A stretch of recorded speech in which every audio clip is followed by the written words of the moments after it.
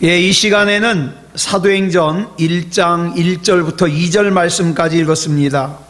이제 오늘부터 사도행전을 시작합니다. 오늘은 사도행전 첫 번째 시간입니다. 부제목은 앞에 쓴 누가복음의 내용입니다. 앞에 쓴 누가복음의 내용. 우리가 원래는 주일 오후에 사도행전의 말씀을 나누었었는데 코로나19로 인해서 주일 오전 예배만 드리게 되면서 주일 오후 예배가 오랫동안 중단돼서 사도행전을 다시 시작해야 될 것 같아요. 그래서 이제 수요일 날 사도행전을 우리 나누도록 하겠습니다. 사도행전은 누가 썼냐면 의사인 동시에 사복음서 중에 하나인 누가복음을 기록한 누가가 데오빌로라는 사람에게 써보낸 편지입니다. 그래서 본문 1절에 보면은 내가 먼저 쓴 글 그랬거든요. 내가 먼저 쓴 글. 이건 누가가 데오빌로를 위해서 사도행전을 쓰기 이전에 먼저 써보낸 편지가 있다는 뜻이죠. 바로 그 편지가 누가복음입니다. 누가는 데오빌로에게 자기가 먼저 써보냈던 첫 번째 편지인 누가복음을 상기시켜 주기를 원하고 있어요. 그래 이 사도행전을 시작하면서 자기가 앞에서 써보냈던 첫 번째 편지인 누가복음의 핵심 내용을 한마디로 정리를 하고 있는데 뭐라고 정리하는가? 우리 줄친 것만 같이 읽겠습니다. 시작. 예수께서 행하시며 가르치시기를 시작하심부터 그가 택하신 사도들에게 성령으로 명하시고 승천하신 날까지의 일, 이렇게 되어 있습니다. 이것을 기록한 것이 누가복음입니다. 한마디로 말해서 자기가 쓴 누가복음은 이 땅에 오신 예수님께서 보여주셨던 예수님의 삶을 기록한 책이라는 거죠. 그러므로 오늘 이 시간 우리가 본문을 통해서 생각하고자 하는 것은 누가가 예수님의 삶을 한마디로 설명하기를 뭐라고 설명하는가? 예수께서 행하시며 가르치시기를 시작하심부터 그랬어요. 그러니까 여기서 무슨 말이 먼저 나오냐? 행하시며가 먼저 나와요. 가르치기보다 행하시며가. 예수님께서 이 땅에 오셔서 가장 먼저 행하셨던 것은 사람을 가르치는 게 아니었어요. 예수님께서는 이 땅에 와서 사람을 가르치기 전에 먼저 예수님께서 행하셔야 될 것을 행하셨습니다. 오늘날 우리 그리스도인들에게 가장 부족한 부분이 이거예요. 우리가 정말 예수님을 믿고 예수님을 따른다면 입으로 말하기 전에 먼저 행하는 게 있어야 되거든요. 예수님의 가르치심이 소중한 이유는 예수님의 가르치심이 그보다 앞서서 선행되었던 예수님의 행하심을 설명하기 때문이에요. 만약에 예수님의 가르치심이 먼저 예수님께서 행하신 행하심에 근거를 두지 않았다면 행함이 없는 가르침은요 공허한 거예요. 여러분, 이제까지 이 세상의 역사 가운데 말 잘하는 사람들이 얼마나 많았습니까? 특히 우리 예수 믿는 사람들 뭐라 그래요? 말 잘한다 그러잖아요. 그런데 예수 믿는 사람들 말 잘한다는 말에는 또 무슨 의미가 숨겨져 있냐? 말만 하고 행하지를 않는다는 의미가 숨겨져 있어요. 행함이 없는 가르침은 공허합니다. 그리고 그 가르침은요 흔적도 없이 사라져버리고 말아요. 그런데 예수님께서는 이 땅에 오셔서 인간을 가르치시기 이전에 먼저 성자 하나님이심에도 불구하고 비천한 인간의 몸을 입고 성육신, 인카네이션이라고 그러죠. 인간의 몸을 입고 이 세상에 오셨습니다. 인간 세상에서 죄로 더럽혀진 인간들과 부딪히며 그 죄인된 인간의 가족으로 태어나셨습니다. 친구로 오셨습니다. 이웃으로서 살아갔습니다. 그리스도이신 예수님께서는 죄인이 마땅히 받아야 되는 세례를 예수님께서는 받으실 필요가 없어요. 그럼에도 불구하고 예수님께서는 죄인인 세례 요한에게 세례를 받으셨습니다. 그런데 우리 예수 믿는 사람들 가운데 자존심이 센 사람들 얼마나 많아요. 네가 나보다 뭐가 잘났는데 내가 왜 그 사람에게 머리를 숙여야 돼? 여러분, 예수님께서는, 죄 없으신 예수님께서는 죄인인 세례 요한 앞에 엎드려서 세례를 받으셨어요. 이런 예수님의 행하심의 궁극적인 목적은 구원에 있어서 이방인에 불과한, 구원받을 수 없는 저와 여러분을 하나님의 나라로 이끄시기 위해서예요. 예수님께서는 저와 여러분을 하나님의 나라로 이끄시기 위해서 오셨고, 예수님의 전생에는 한마디로 요약하면 저와 여러분을 하나님의 나라로 이끄시는 거예요.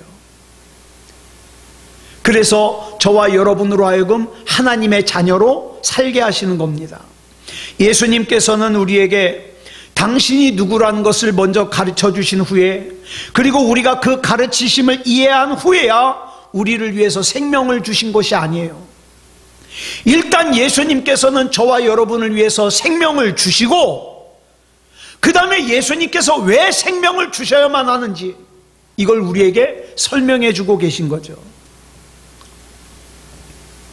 이 가르침은 예수님이 십자가를 지시고 죽으신 지로부터 이미 2000년이 지난 지금 저와 여러분에게 예수님께서는 여전히 예수님이 누구신지, 예수님이 이 땅에 왜 오셨는지, 우리가 구원받는 것이 왜 중요한지 계속 설명을 해주고 계세요. 그렇기 때문에 예수님의 가르치심은 공허한 가르침이 아니라 우리의 생명의 원천이 되고 우리의 복음이 되는 겁니다.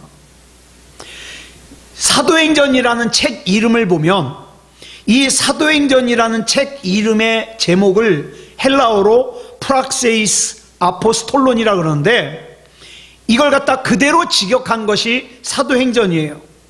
여기서 우리말 행전으로 번역된 이 번역을 보면 행전, 이 행전은 한 사람이 행한 일인지 여러 사람이 행한 일인지 알 수가 없어요, 이것으로만 보면. 그런데 헬라어로 프락세이스라는 이 단어는 행위, 행함, 행동을 뜻하는 단어인 프락시스라는 단어의 복수입니다. 그러니까 우리말 행전은 단순지 복수인지 알 수가 없지만 원어를 보면은 이건 복수구나, 행함 하나만 얘기하는 게 아니라 여러 가지 행함을 말하는 거구나, 이걸 우리가 알 수 있어요. 그래서 영어 성경은 사도행전을 뭐라 그러냐, ACTS, 그래서 act라 그러는데 이 act는 행동을 뜻하는 ACT, act의 복수형이에요. 그러니까 한마디로 말하면 행위들, 이렇게 번역할 수 있겠죠. 무엇을 말합니까? 믿음이라는 것은 내 한순간에 감정이 격해져 가지고 한번 행동하는, 예수님, 나 예수님 믿고 싶어요, 예수님은 나의 구주세요, 이렇게 한번 행동하는 것으로 결정되는 게 아니다, 이 말이에요. 예? 믿음이란 저와 여러분의 일상적인 삶 가운데서 움직이는 액트, 행위들로 엮어져서 지속되는 거예요. 지속되는 거. 그때야 우리의 삶은 이 세상에서 주님의 생명을 비추어주는 복음의 화면이 될 수 있고, 내가 예수 그리스도를 반사함으로 말미암아 내 주변 사람들이 나를 보고 예수님을 느낄 수 있는 거예요. 저는 가끔 그런 생각합니다. 나를 보면서 다른 사람들이 치를 떨까? 아니면 나를 보면서 다른 사람들이 좋아할까?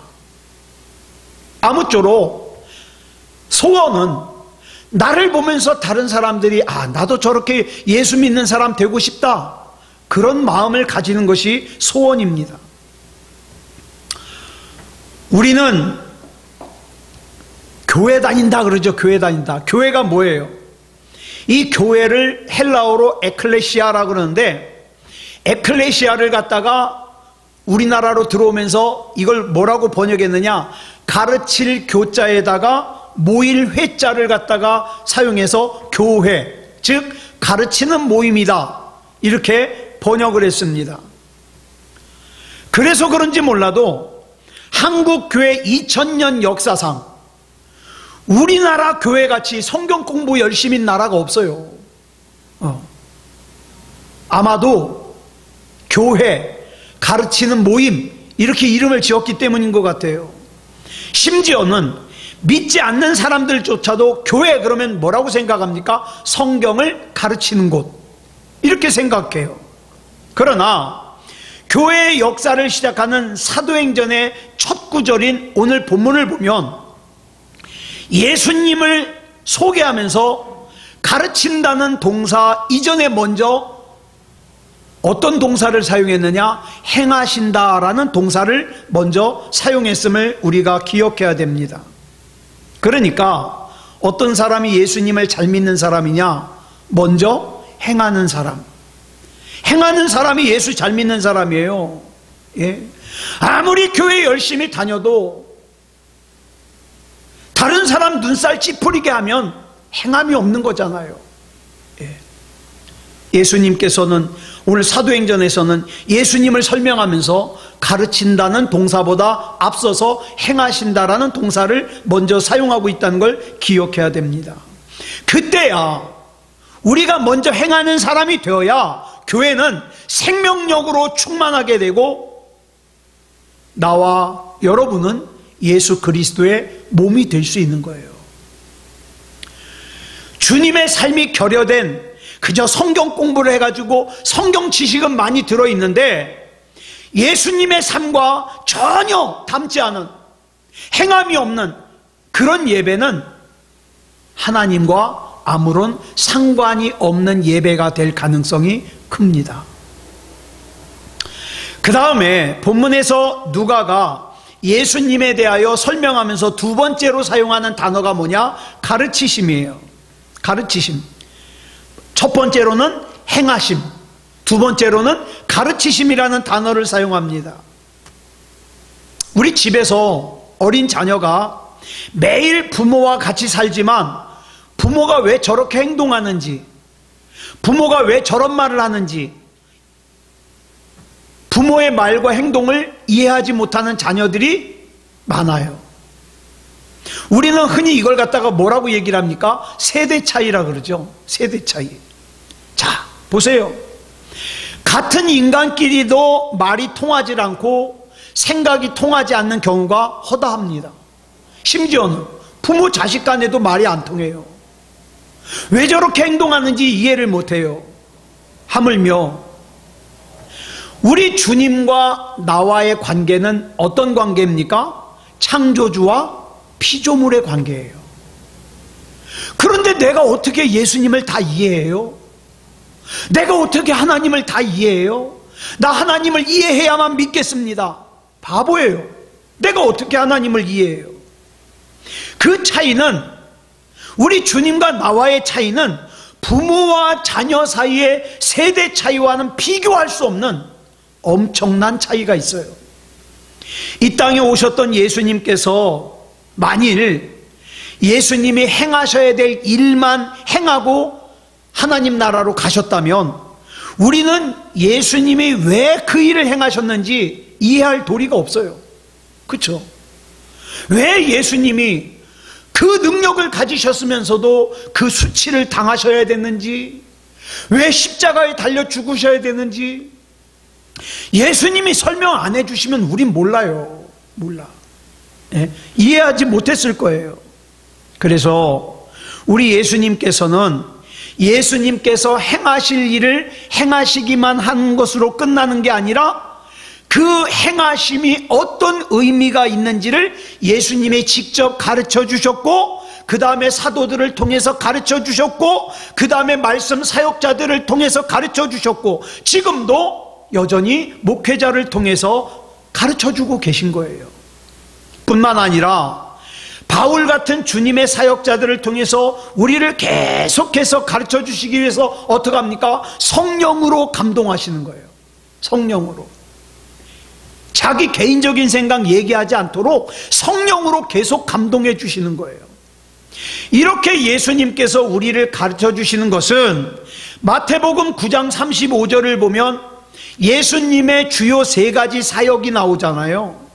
예수님의 주요 세 가지 사역이 뭔가 우리 한번 같이 읽겠습니다. 시작. 예수께서 모든 도시와 마을에 두루 다니사 그들의 회당에서 가르치시며 천국 복음을 전파하시며 모든 병과 모든 약한 것을 고치시니라.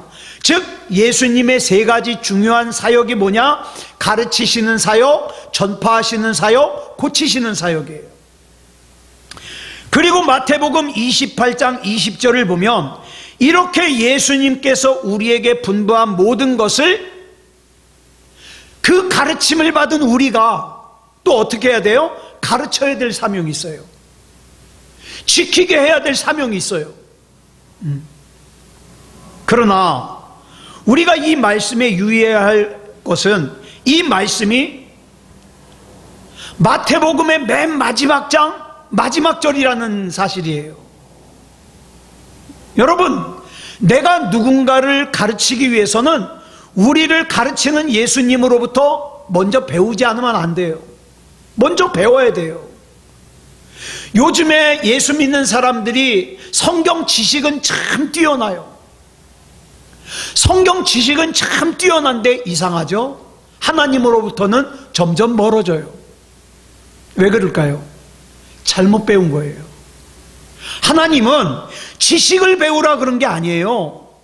예수님을 배우라는 거예요. 예수님을. 우리가 누군가를 가르치기 위해서는 우리를 가르치시는 예수님으로부터 먼저 배워야 돼요.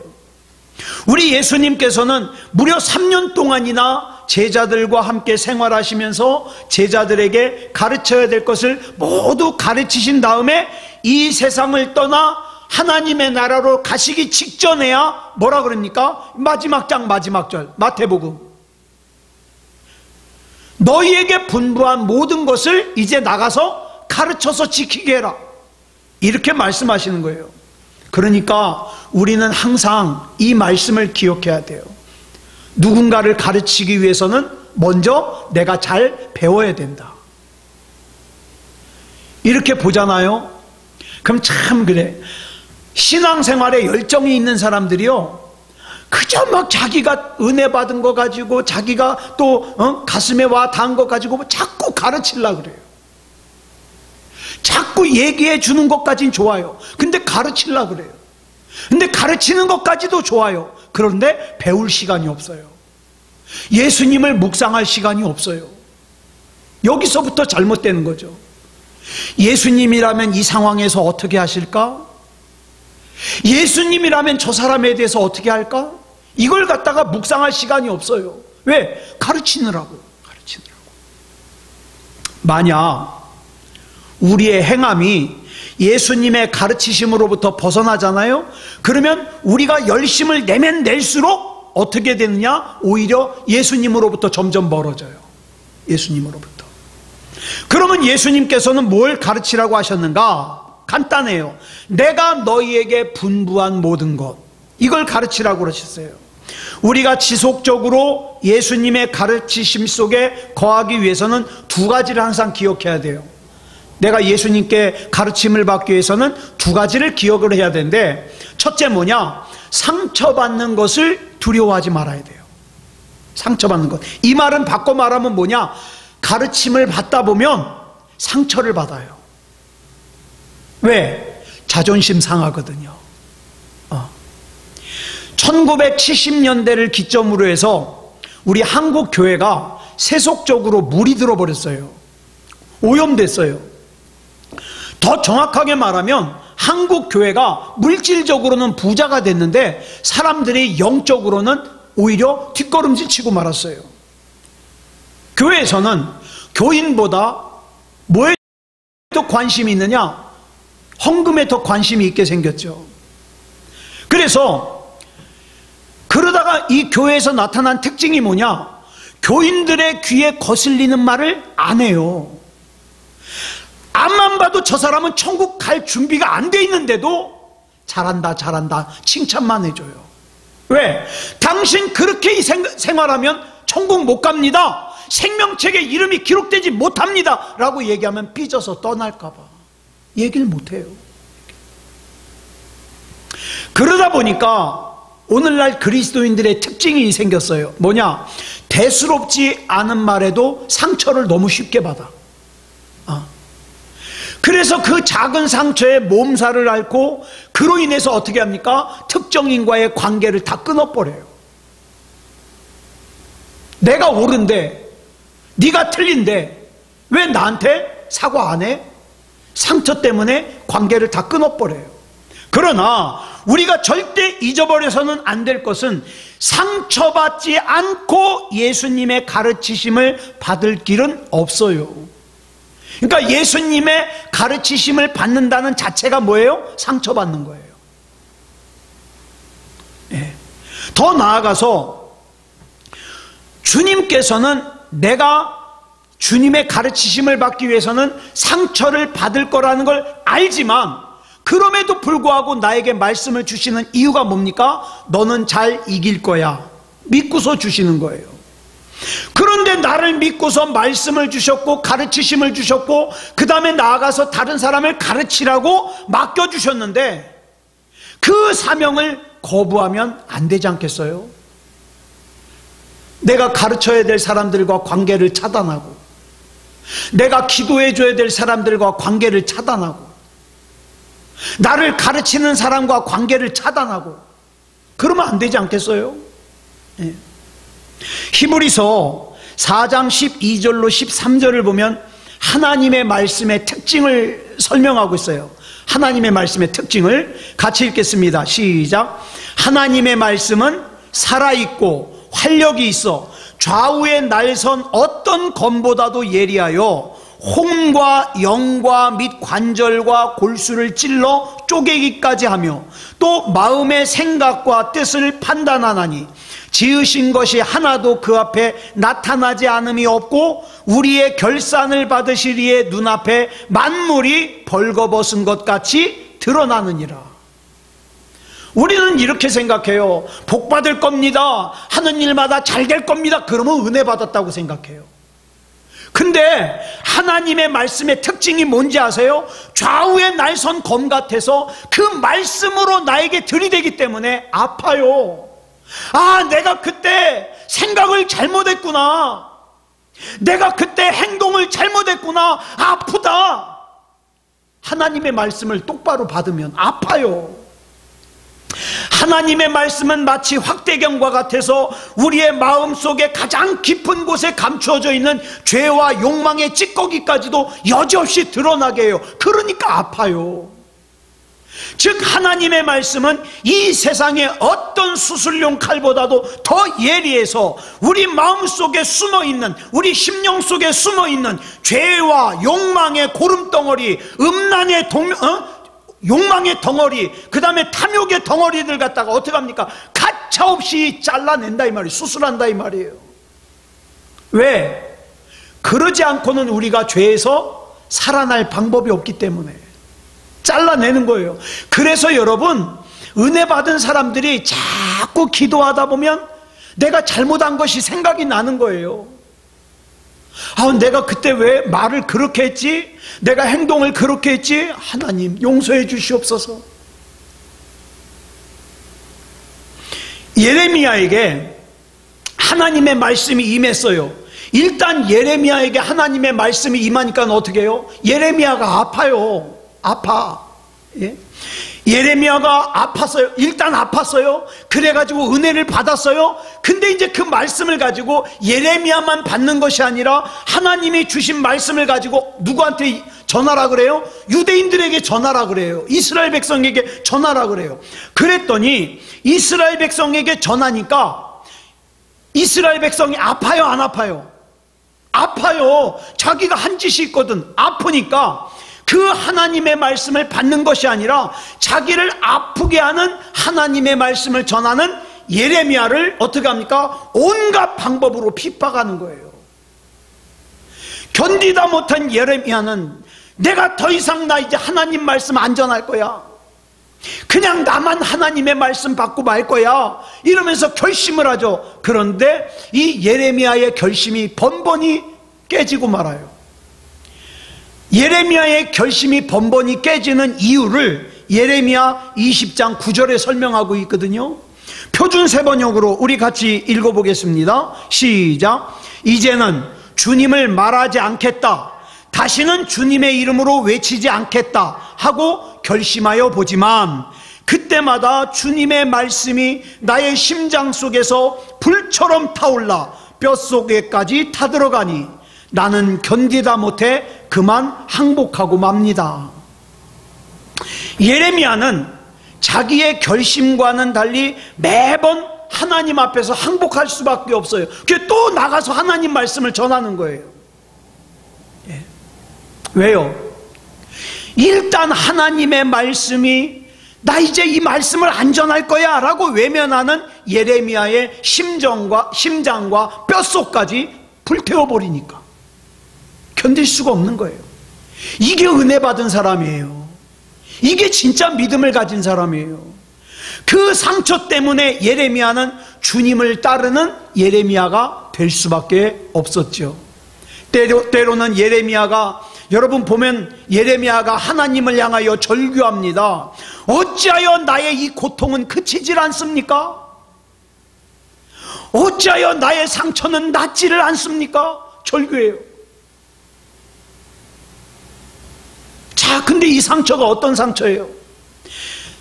잘못된 심령이 하나님의 말씀으로 도려내어진 상처예요. 얼마나 아파요. 예? 더 나아가서 아직 죄 가운데 있는 이스라엘 백성에게 하나님의 말씀을 대언하여 그들의 죄를 예레미야 자신이 찢어줘야 되는데 그 과정에서 고통스러운 이스라엘 백성이 자기를 하나님의 말씀으로 고통스럽게 하는 예레미야에게 어떻게 합니까? 자기 힘들게 한다고, 자기 괴롭게 한다고 귀를 막고 공격하고 괴롭게 해요. 이걸 참아야 돼요. 막 지하 감옥에 가두기도 하고요, 몰려들어서 몽댕이로 때리기도 하고요. 이것 때문에 괴로운 거예요. 예레미야 선지자가 위대한 선지자가 된 것은 우연이 아니에요. 하나님의 말씀에 의해서 자기의 심령이 찢어지는 걸 경험했거든요. 오늘 우리도 마찬가지예요. 하나님의 말씀 앞에 똑바로 서잖아요. 내 심령이 찢어지는 걸 경험합니다. 나의 이 모습을 보면 하나님의 마음이 얼마나 아플까, 찢어지는 아픔을 경험해요. 지식이라는 것은요, 지식이라는 건 아무리 쌓아도 심령에 상처를 안 줘요. 왜냐하면 지식이라는 것은 사람의 뇌라고 하는 창고에다가 쌓아놓는 거거든요. 그러니까 상처를 안 받아요. 그러나 주님의 가르치심인 하나님의 말씀은 우리의 머리에다 쌓아놓는 창고가 아니라 어디에다가 우리의 심령 속에서, 우리 심령 속에 새겨져 가지고 죄악된 부분들을 갖다가 수술해내고 잘라내는 그런 역할을 하기 때문에 하나님의 말씀은 아파요. 아파. 오늘의 내 허물이 찢어지지 않고서는 더 나은 내일이 있을 수 없어요. 그런데 오늘날 예수 믿는다고 하는 사람들이요, 이 수술을 안 해요.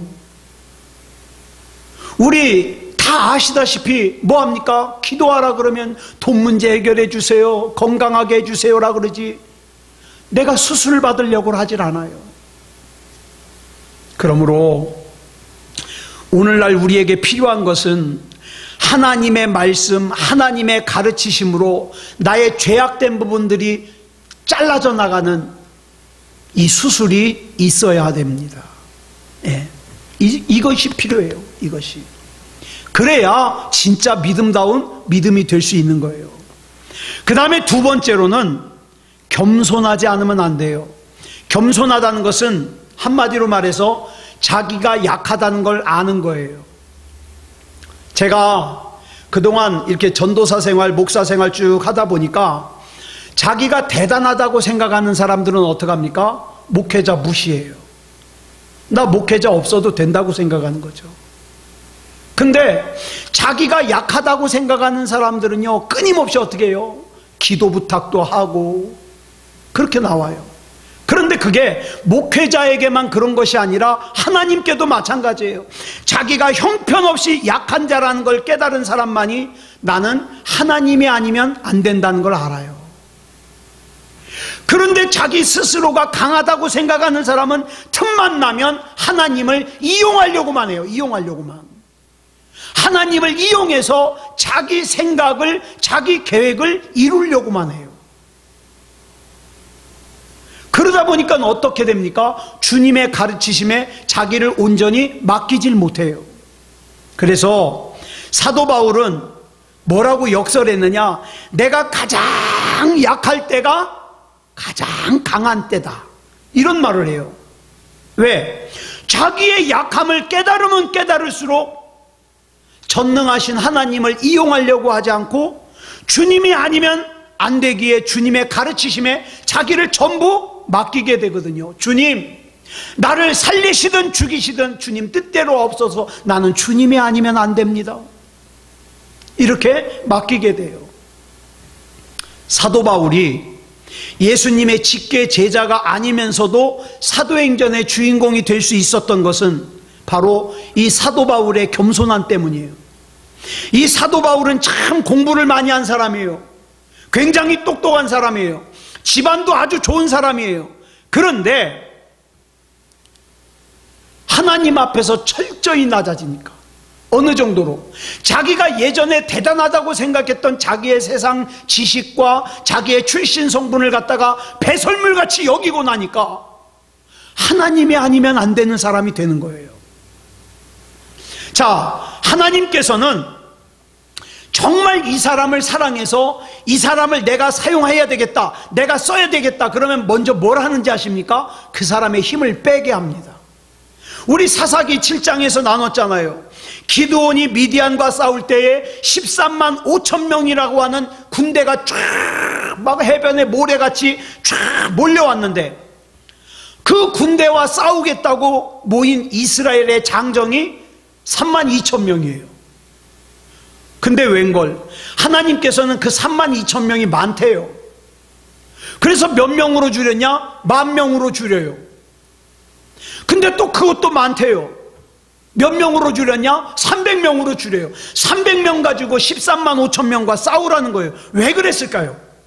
이걸 우리가 알아야 돼요. 왜 그랬을까요? 하나님은 힘을 빼라는 거예요. 네 힘을 빼라. 너 돈 가졌냐? 힘 빼라. 너 많이 배웠다고 자만하냐? 힘 빼라. 그래야 하나님이 일하시거든요. 요단강을 건넌 후에 가나안의 코앞에서, 요단강을 건넜으면 어떻게 해요? 이스라엘 뒤에는 요단강이 있기 때문에 도망 못 가요. 그런데 하나님께서 그 요단강을 건넌 다음에 이스라엘 백성에게 할례를 받게 해요. 포경수술을 하게 해요. 포경수술을 하게 되면요, 아파가지고 뜀박지를 못해요. 도망을 못 가요. 저 여리고성에서 가나안의 병사들이 쳐들어오면 도망 못 가요. 뛸 수가 없는 걸. 또 뒤는 요단강이 가로막혀 있는 걸. 왜 그 위험한 곳에서 할례를 받으라고 하셨을까? 똑같아요. 힘 빼라 이 말이에요. 네 계획 빼라 이 말이에요. 이스라엘 백성이 할례를 받아서 걸음도 잘 걸을 수 없을 때 가나안 사람들이 쳐들어오면 꼼짝없이 죽거든요. 그러니까 너의 그 생명을 맡긴다면 순종해라 이 말이죠. 너의 인생을 맡긴다면 순종하라 이 말이죠. 그럼 우리는 그렇게 해요. 하나님, 그러다가 쟤네들 쳐들어오면 어떻게 해요? 맡겨라 이 말이에요. 오늘 우리도 신앙생활 하다가 하나님, 내가 하나님 믿고서 순종했다가 잘못되면 누가 책임져요? 그런 사람은 요단강 못 건너요. 그런 사람은 요단강 건너서 할례 못 받아요. 왜? 불안한 걸. 하나님을 믿을 수 없는 걸. 자기의 힘을 빼지 않는 사람들은요, 자꾸 하나님을 이용해 먹으려고 그래요. 자기의 힘이 남아있으면 하나님 안 찾아요. 사람은 자기의 힘이 남아있잖아요, 예배를 우습게 여겨요. 자기의 힘이 남아있잖아요, 하나님도 우스워요. 그렇다면 우리는 여기서 한 가지 질문을 할 수 있습니다. 하나님께서 우리에게 힘을 빼게 하시는 것이 우리를 사랑하는 거겠어요? 아니면 우리 힘을 그대로 방치해두고 우리 마음대로 살게 하는 것이 우리를 사랑하는 거겠어요? 간단해요. 우리 힘을 빼게 하는 것이 우리 사랑하는 거예요. 하나님, 살아보니까 내 계획으로 안 되네요. 내가 꽤나 잘난 줄 알았는데 아니네요. 나 하나님 아니면 안 돼요. 이 세상에서 사는 것도, 이 세상 떠나가는 것도 하나님 아니면 안 되네요. 하나님께서 나 좀 책임져 주세요. 이게 하나님의 사랑을 받는 사람들의 자세예요. 오늘 저와 여러분을 주관하시는 분이 하나님이라는 사실을 믿는다면 이 순간에 어쩌면 하나님이 내 힘을 빼게 하실지도 몰라요. 예? 나로 하여금 절박한 상황에 둬가지고 사람도 의지하지 못하게 하고 어떤 사람도 의지하지 못하게 하고 오직 하나님만 바라볼 수밖에 없는 상황으로 나를 이끄실지도 몰라요. 그럼 이렇게 생각하세요. 아, 하나님이 나 사랑하시는구나. 그래서 내 힘 빼라는구나. 네, 알겠습니다. 내려놓겠습니다. 나 하나님만 바라봅니다. 나 하나님 아니면 안 됩니다. 이렇게 반응하는 거죠. 이렇게 우리의 힘을 빼시는 이유를 신명기 8장 3절에 기록을 하고 있어요.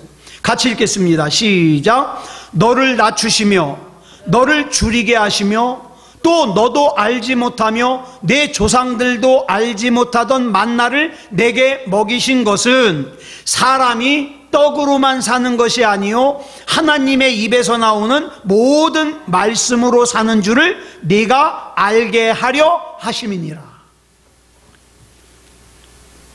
지금이야말로 우리가 주님보다 더 신뢰하고 좋아했던 것을 우리 주님 앞에 내려놓고 겸손해야 될 때입니다. 주님, 나 정도 되면 대단한 줄 알았습니다. 이 정도 돈을 가지면 대단한 줄 알았습니다. 이 정도 배웠으면 꽤나 똑똑한 줄 알았습니다.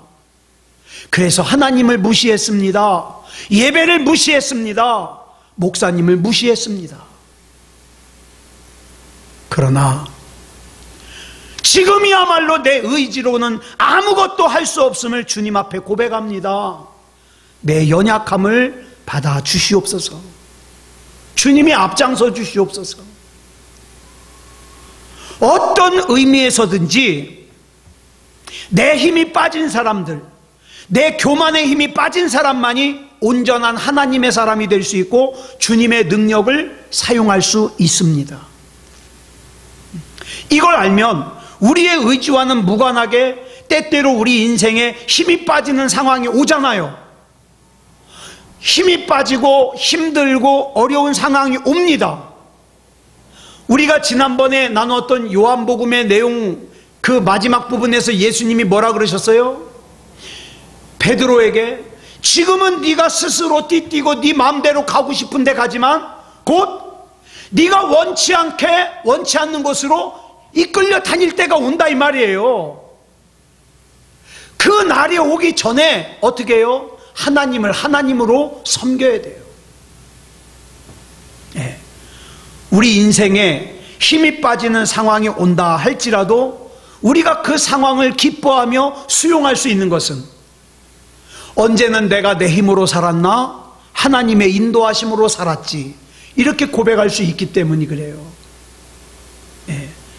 비록 내 생각과는 좀 다르더라도 내 기대와는 좀 다르더라도 우리 주님의 가르치심에 귀를 기울일 수 있어야 됩니다. 그래서 오늘 사도행전 1장을 시작하면서 본문 1절로 2절이 너무 중요해요. 왜 예수님께서 우리를 선택해 주셨는가?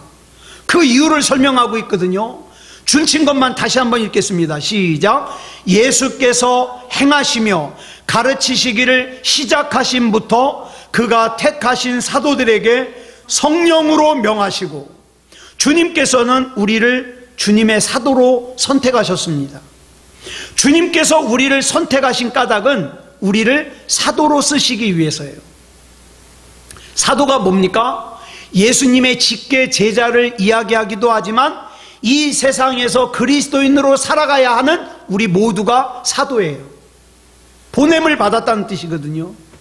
자, 이 사도를 헬라어로 아포스톨로스라 그러는데 이게 무슨 뜻이냐면 보낸다는 의미의 동사 아포스텔로에서 나온 보냄을 받은 사람이란 뜻이에요. 보냄을 받은 사람. 예.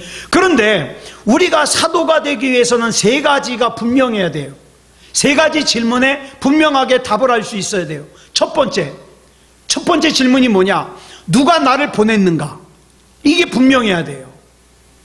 두 번째 질문, 나를 누구에게 보냈는가? 이게 분명해야 돼요. 세 번째로는 나를 왜 보냈는가? 이게 분명해야 돼요. 이걸 모르면 아무리 내가 빨리 다른 박지라 해도 난 사도가 아니에요. 왜? 누가 보냈는지도 모르고 왜 보냈는지도 모르는데 무슨 사도예요? 그러니까 우리가 여기서 예수님이 말씀하시는 사도라는 마음을, 사도라는 생각을 가진다면 이걸 대답을 해야 돼요. 나는 누가 보냈는가? 왜 보냈는가? 네. 주님께서 우리를 당신의 사도로 선택하신 이유는 이 세상 속에서 주님의 메시지를 갖고 살으라 이 말이에요. 네 자존심으로 살지 말고 네 마음대로 살지 말고 내가 너에게 맡긴 메시지를 가지고 살아라.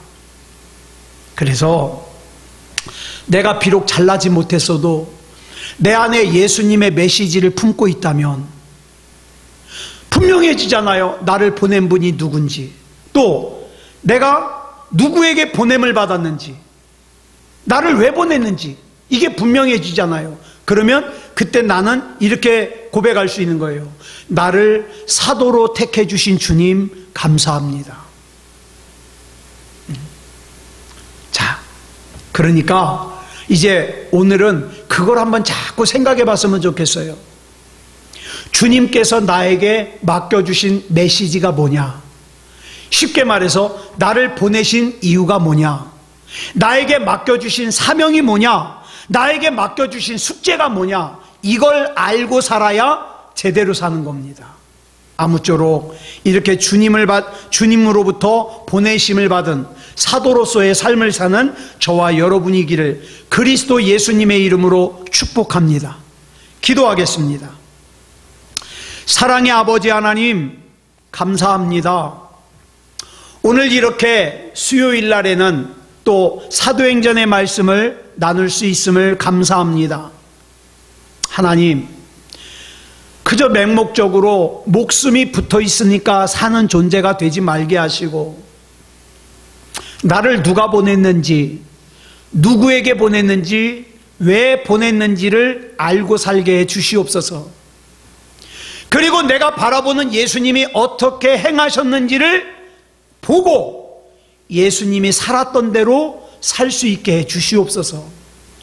주님 보시기에도 믿음다운 믿음이기 원합니다. 우리 주님이 붙잡아 주시옵소서. 이 세상 살아가면서 죄에 오염되지 말게 하시고 온전히 하나님 앞에 영광 올려드리는 믿음다운 믿음으로 살 수 있게 하여 주시옵소서. 모든 것을 우리 주님 앞에 맡겨드리오며 그리스도 예수님의 이름으로 간절히 기도드렸사옵나이다. 아멘.